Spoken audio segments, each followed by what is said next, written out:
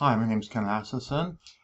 Last night I was listening to a CBC podcast called White Coat, Black Art, and it focused on long COVID. And what I found was at 2:30 in the morning, listening to it actually got me pretty amped, pretty angry, pretty mad, just simply because of the fact that long COVID is not being handled well by anybody. And I thought I should put together some thoughts, especially since I believe there is a treatment model that will work for most people with long COVID. There are edge cases where long COVID caused physiological damage, which is a separate matter. Okay, so my claim, or my hypothesis, not claim, it's a hypothesis that there is a treatment model that will work for long COVID. So let's start with the fact that long COVID is not new. It's been around a long time, and it belongs to a class of conditions that have one thing in common. Before we go into what this one thing in common is, let's look at a few simple examples. We had the Bergen post-Giardia syndrome, which is there's a massive Giardia infection because the water system was thing, and almost everybody recovered, but there was a significant population that did not recover with what was originally called the post-Giardia syndrome. Most of them were subsequently given a diagnosis of either irritable bowel syndrome or chronic fatigue syndrome. There was a very precise event, a Giardia infection. They recovered it, they test negative for Giardia, but some of the symptoms persisted. 1946, Iceland was called the Icelandic disease for a while there. It is basically a disease which looked like it was polio with the curare disease characteristics. Again, similar symptoms, similar thing. The triggering event was actually the importation of infections which were not common in Iceland from American troops being there. The U.S. Marines landed on Iceland in middle of summer of 1941. Before they got involved in the war, they actually went and occupied Iceland to protect it. And Iceland was an isolated country, so the result was like native Indians with smallpox coming over from Europe. They only had limited immunity to some disease. When a whole bunch of Americans arrived, they brought with them a whole bunch of new virus infections which were not known to the population. And so a lot of people got sick for a while there, and then some of them ended up going into this prolonged state of fatigue, of cognitive issues, etc. 1952, Copenhagen epidemic meiosis was a nickname for it. 1955, Perth, Australia. It was viewed as a virus endemic in recurrent waves because it sort of just kept going on. And the waves where people improved, and then it got worse, improved. And there are literally dozens and dozens more. And in the footnotes, I will give a link to a list. Most of these conditions have, in terms of modern contemporary medicine, have been dropped into the ICD-10 code G9332, better known as ME, or chronic fatigue syndrome. And that is what I refer to often as a wastebasket. It is where you drop anybody who you can't figure out what the cause is or what the treatment is, but they exhibit one of a certain number of symptoms. At one time, it was 4 out of 12 symptoms with the CDC definition. Definition keeps changing. Basically, it's, hey, you have a whole bunch of issues which no apparent cause. We'll drop you into this bucket. So now you have a diagnosis and perhaps can claim disability or something else from it. But also it means that we have diagnosed you, but there's no treatment. So the MD doesn't have to deal with you anymore, or minimally, or just provide symptom relief. And we're set the expectation of the patients not that they have an untreatable condition, so the MD won't be pestered by the patient more than needed. Okay, not a nice thing to say, but that's some of the reality that I have observed. Why has it been ignored? I mean, it goes back to the 40s, to 30s, to 20s, 1900s, even perhaps all the way to the Crimean War. Some have alleged that Florence Nightingale suffered from it later in her life. In general, the pre-1980 incidents have been associated with polio because some of the symptoms were similar to polio. So the attitude was, oh, just a variation, etc., etc. We know it's polio, so let's not worry too much about it. Once the polio vaccine came in and polio ceased being a common disease, then we sort of had, about 1980, there's some outbreaks of it. Incline Village, another one over on the west coast of the U.S., where polio was excluded because people were vaccinated. Oh, it must be something else. Yes, it must be something else. One of the reasons it's also ignored is that the incidence in the general population has been low or simply not reported. Go back to the Bergen Gardia one. In this case, it was a well-documented event, and more importantly, guess what? They had a unified medical system, so the result was they could track everybody who had the Gardia infection and see what the consequence was. The result is, oh boy, all these are connected to Gardia. They are associated. Okay, so we have the associations there, and the only reason we have the association there is because there was a large number who had the condition, and you had unified medical records. So the result was the Gardia infection became well documented and provided a timeline of recovery, and there are spontaneous recovery. But the longer it goes on, the smaller percentage of people recover every 2 years. And I say 2 years because we're talking about people still suffering from the conditions today. So it is not oh, it'll be here for a while and we'll go. No, it will be here for a long time for some people, perhaps permanently, without appropriate treatment. A third reason why it tends to be ignored is that often the onset will occur weeks after an infection or triggering event, which means that in the treating physician's mind, there's a disassociation. Oh, but you were sick 3 months ago with what looked like a bad cold. How can that be connected to you suddenly feeling very fatigued, having brain fog, etc.? No, it is discarded because it doesn't have an immediate interaction, immediate causality. And we'll see why with this condition you won't have immediate causality always, and it's almost to be expected to be delayed. And the last reason why it's being ignored is all the usual suspects have alibis. What is causing the crime? Well, we check. Or what caused the missing goods? Well, we check all the usual suspects. We have checked the mafia, the Chinese triage, all of your usual suspects. Everybody has a solid alibi. We have done testing for this condition. We have checked for antibodies. We have checked for viral. We have checked here. Some of them will be off, but over the population as a whole, there's no consistent pattern. So basically what we have is we have a cold case which is filed in storage. Whenever something comes up like COVID, potential suspects are going to be interrogated again. But the catch is the suspects are picked for profile. They are going with the usual suspect antibodies, blood chemistry, etc. So you always check the same suspects and come up with the same thing. It's still a cold case. We have no idea why the problem is. And that is simply because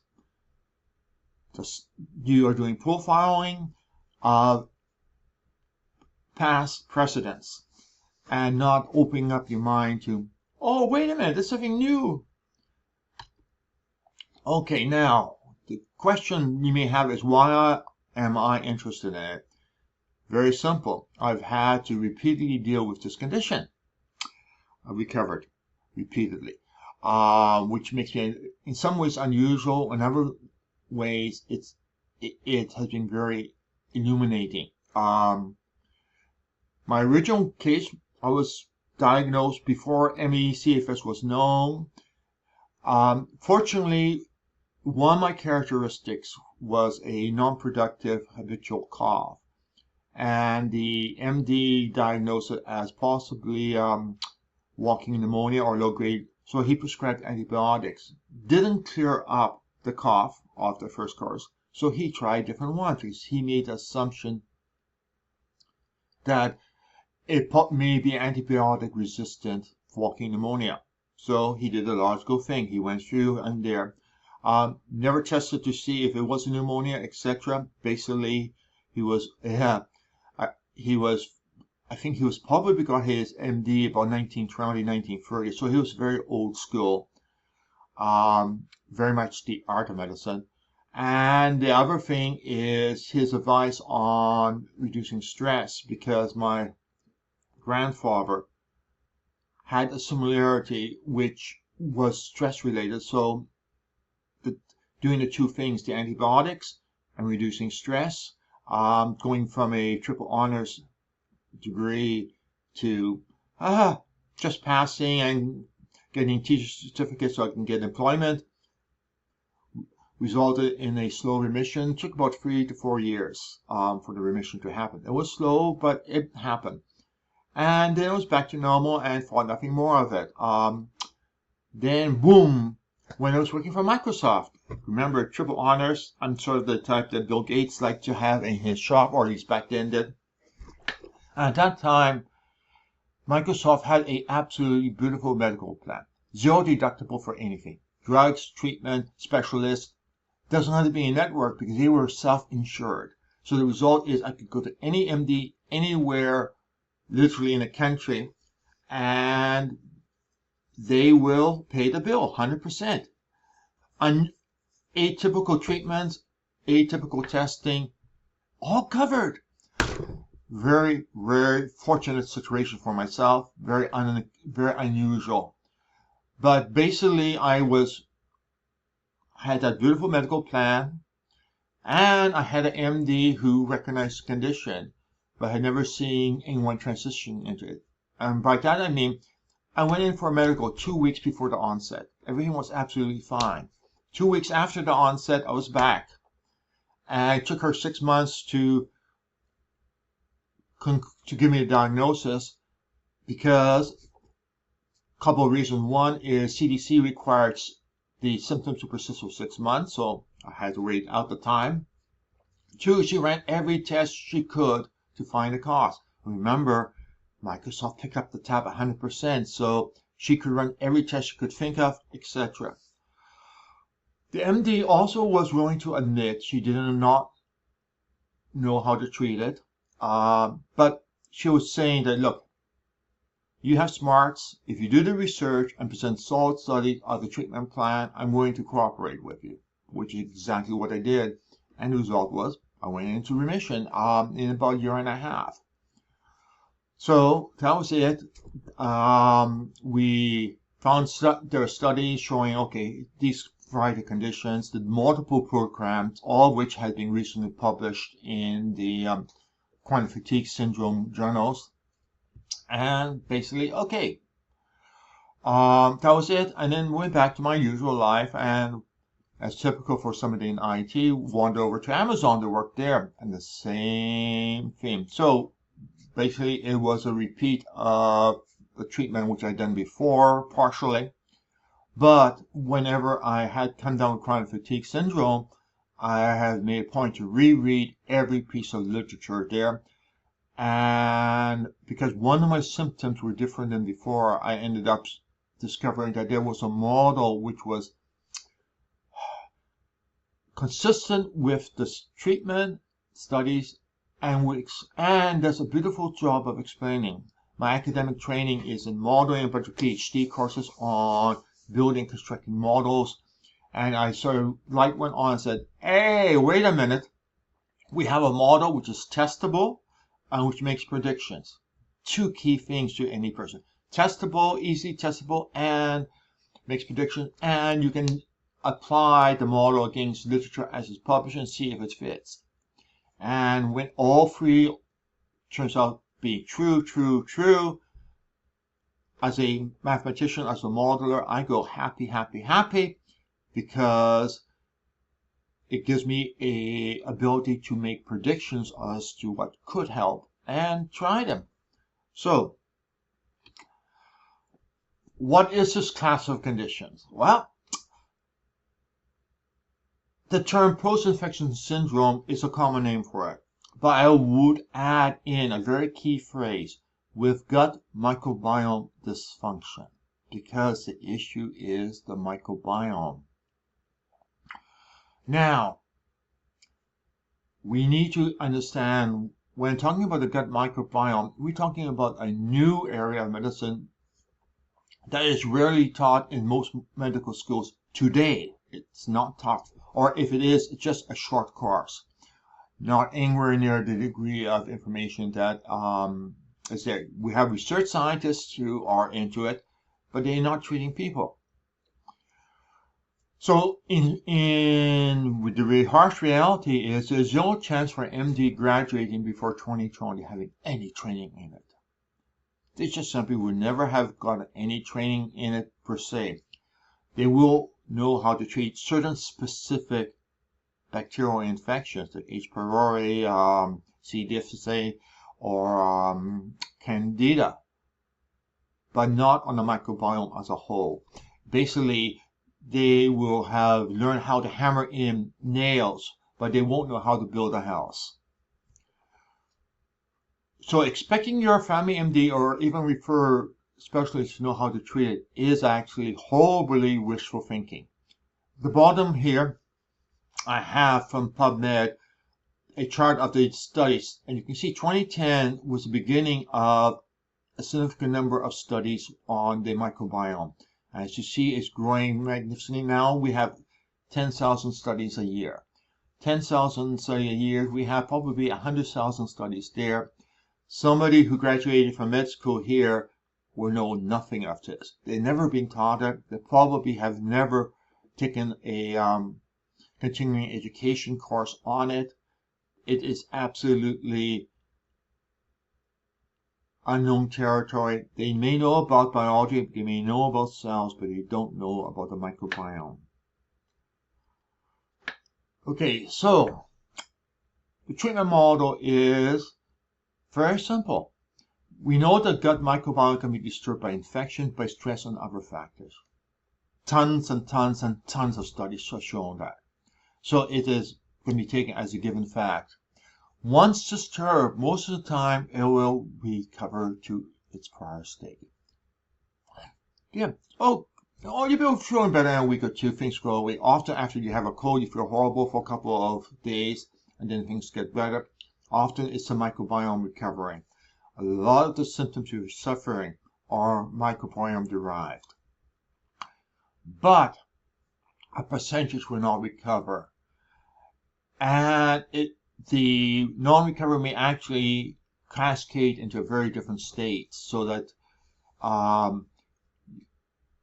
you have COVID, you got fever, you felt horrible, but you could still think, still have good memory, everything.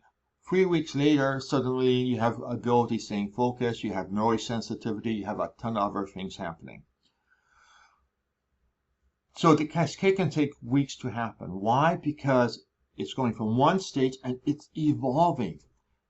And it is basically just evolving. Bacteria consists of thousands of different bacteria, and some will start taking over and they'll slowly muscle out others. And once one comes in, often it will encourage another one to show up. So there is a cascade. It's a slow process, or can be slow. Now, if the dysfunctional state is similar to what the infection caused, the same type of bacteria shift that the infection caused, and the reason the infection causes bacteria shift is it wants to feed itself. So it sends out false signals to the body, to the existing microbiome, to overproduce or to stop producing different chemicals so it can thrive. So in other words, it's basically there sending false flags, sending false signals to the microbiome, who just gets a signal and says, oh, okay, we're supposed to produce more of this. And the substances being produced or not being produced, in some cases, are what the virus or the bacteria which is causing the infection wants to have for its own survival. Eventually the body gets wise and kills off the infection and hopefully quiets down the false orders. Sometimes they don't. Sometimes it gets the existing, quote, hatred of a false flag operation continuing onward. So the microbiome just keeps going in a certain way, keeping the same set of symptoms going. And guess what? You have a post-virus infection or post-infection syndrome, long COVID for some of you, and the person, MD, may go and say, oh, let's check to see if you've gotten rid of it. Test is done, negative result. The lab says you don't have the infection anymore. You have all the symptoms, but you don't have the infection. Actually, this has been seen back in the 40s and 50s in Africa, particularly with rickettsia infections, and the Pasteur Institute basically referred to them as occult infections. It has all the characteristics of an infection, but can't be detected. It's occult. Oh joy. Now, at this point in time, I want to go back and say, okay, I'm talking a good show, but is this really in the literature? Okay, so here is a few pieces of literature where we're talking about COVID specifically and microbiome shift seen with it. Almost all the other things, the Giardia, the chronic fatigue syndrome, all have similar stacks of literature showing microbiome shifts. And frequently common microbiome shifts, although it may vary individual to individual, they are very common dominant patterns. So there's a bunch of literature out there. There's even more going out. So if you read PubMed a lot, you'll find even more. Now, the causality leads to treatment plan. Very simple idea. Oh, wait a minute. If it's a microbiome dysfunction, why not just fix the microbiome dysfunction? And we're done. Easy treatment. Easy peasy. And correct, the concept is simple. Fix the microbiome dysfunction. Nothing more. And the nice thing is, remember I talked about being a modeler and testing, is if the gut microbiome dysfunction is fixed, then if long COVID is still then, hey, I'm talking BS. Discard this whole hypothesis.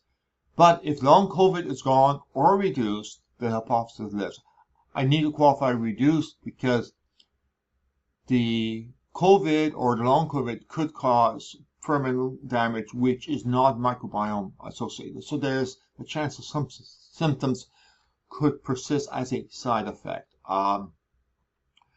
Okay, so nice and easy. Okay, so let's test it.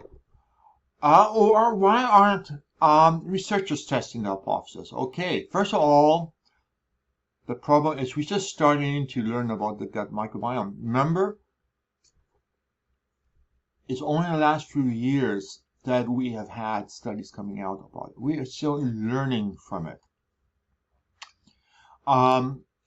We do have expertise to eliminate single bacterial infection, for example, H. pylori, C. difficile, Candida, etc. MDs are trained in that. What is it? Usually it is, oh, here is the single antibiotic you should use. Oh, that doesn't work. Okay, try this antibiotic instead, or try this combination. Simple as that. TB is another example where it's a bacterial infection, and we know how to treat it. In that case, generally a 2 or 3 antibiotic combination is used nowadays to treat it. So we have good skills at eliminating single bacteria infections which are testable. That's nice. But we're not taking case of single bacteria. There's not a single bacteria is causing the issue. What is happening is the community as a whole has gone south. The community, if you want to think of it this way, has gone fascist or has gone Stalinist. Democracy has gone Stalinist. And now how do you bring it back from being a fascist government into democracy? It's the same type of thing. And remember, often there are more bacteria in the gut of more different types of more political groups, ethnic groups, whatever you can call it, in your gut bacteria than in most countries. So the question is almost as hard as how do you get rid of extremists in a country, how do you get rid of fascists in a country, especially if they have taken charge. That's the type of problem we're looking at.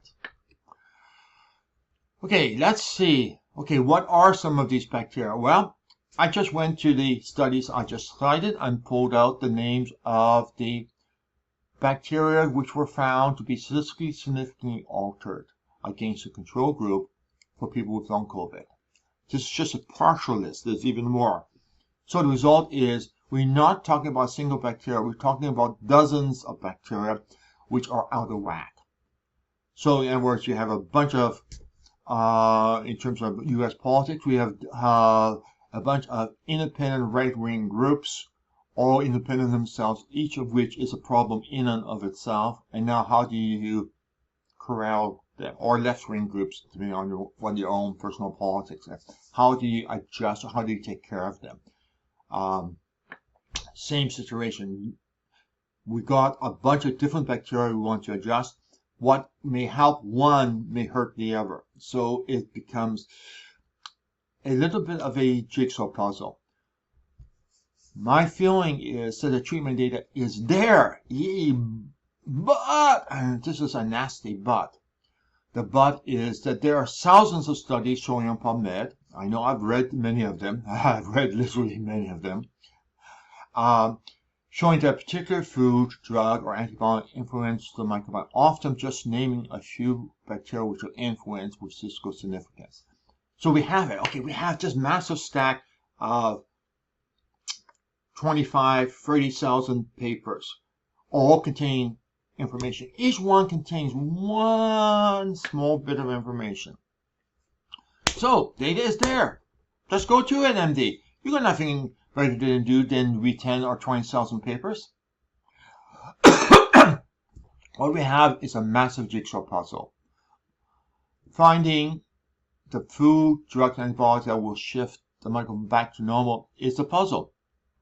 So we're trying to find, okay, what food do you put in? What food, what antibiotics do you use? What non-prescription medicine?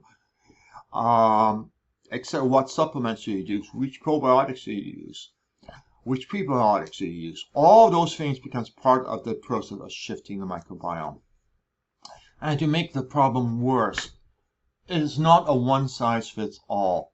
Remember with Candida, with TB, etc., generally there's one size fits all. You have just infection, this is what you do.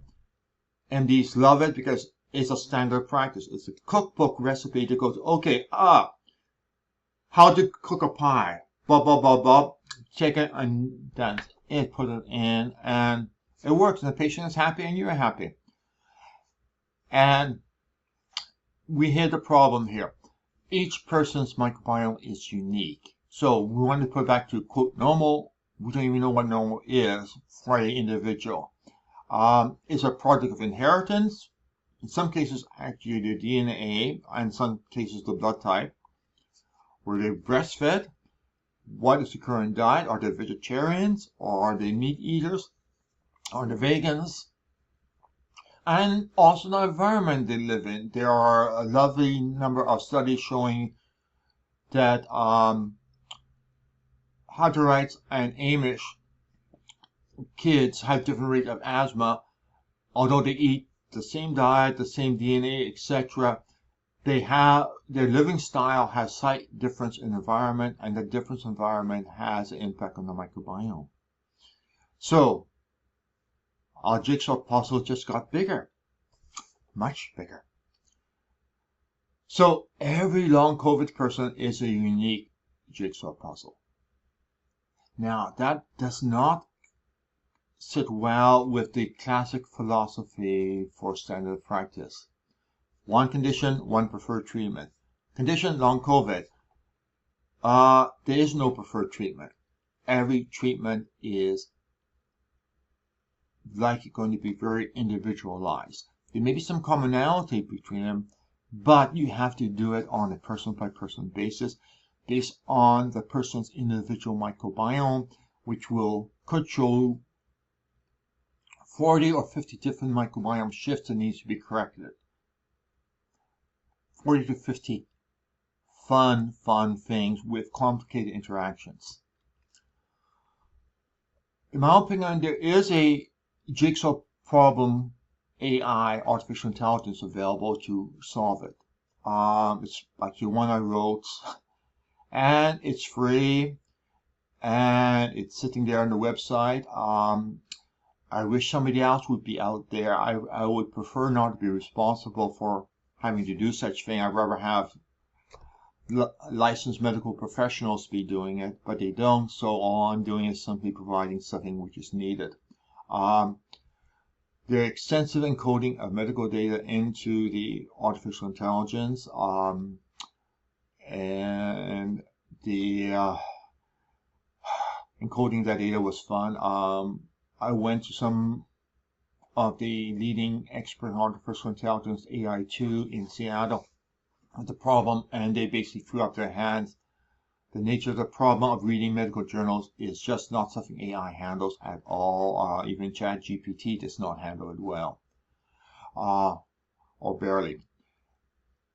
The site also supports the ability to handle data from multiple types of microbiome tests. It's not biased towards it. I have no investment whatsoever in any of the microbiome tests. The site will work with whoever you want to work with. It uses advanced artificial intelligence and statistical methods, which are my career specialties. Going back for 45 years, I've been doing statistics and artificial intelligence. I've taught at university level, so I'm doing what I'm basically trained for. Also was a general science teacher, so I have some basic science knowledge of biology. And it basically builds logical suggestions to put together the puzzle. Doesn't guarantee the puzzle will go together perfectly, but it will give you progress into it. Key thing is, this site existed before COVID came along. It's not a response to the COVID opportunity for a project. It was there before and was chronic fatigue ME focused with good results. And results have been good, being demonstratable, and being showable. Now, key thing is, this is a free site. I'm not making money from it. People donate occasionally to help cover the cost. I get my living doing other things, information technology. It's just that this is a nasty problem which really impacts a large number of people's health and quality of life, and I would prefer to be able to help them if I can. Hopefully, more resources will become available to solve this puzzle. Somebody else will hopefully please produce the equivalent site or an AI. Come on, Google. Come on, Microsoft. Come on. You guys can do it. You guys have the skills and the money to go and do the job better than I can.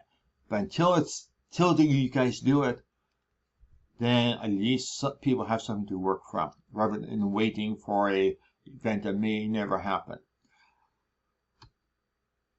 Okay, last thing I want to mention is that it was a cascade in long COVID usually. That is, microbiome from after infection starts shifting and you end up with long COVID, or with irritable bowel syndrome, or both if I'm lucky. Coming out of it is a cascade too. It's not a It's very simple, naive. Get a microbiome test, get a new diet, and you'll be healed in 2 months. Doesn't work that way. And that is because that's just not the nature of the microbiome. It's a series of legs in a journey to recovery, just like if we're doing a sailing ship.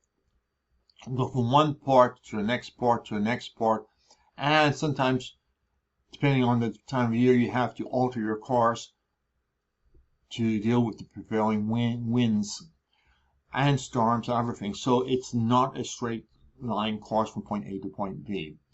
The process tends to be as follows. You do your initial test, and you get diet and other changes suggested. You do that for 2 months.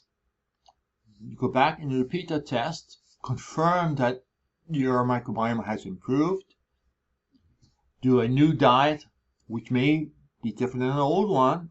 Suddenly you may be told to avoid the food which you were told to take 2 months earlier. And the reason is the microbiome has shifted.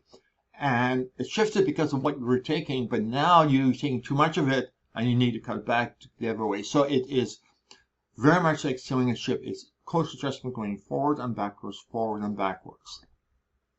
And you keep repeating as needed. For some people, it could be a few months. Other people, it could be a couple of years, literally. The rate of correcting the microbiome is slow. The fact that it is measurable and you can see the improvement, and usually with the improvement, people are reporting improvement of symptoms with it. So it is a validation. The main thing is you have an objective measurement of improvement caused by your change of diet, by your change of supplements, by the use of certain prescription drugs on occasion. Key thing to remember is our navigation charts are primitive in here, but we probably have the tools. We have the information about where we want to go and how to get there approximately. We do have one nice thing happening, and this is the blessing. We have direct to retail microbiome tests.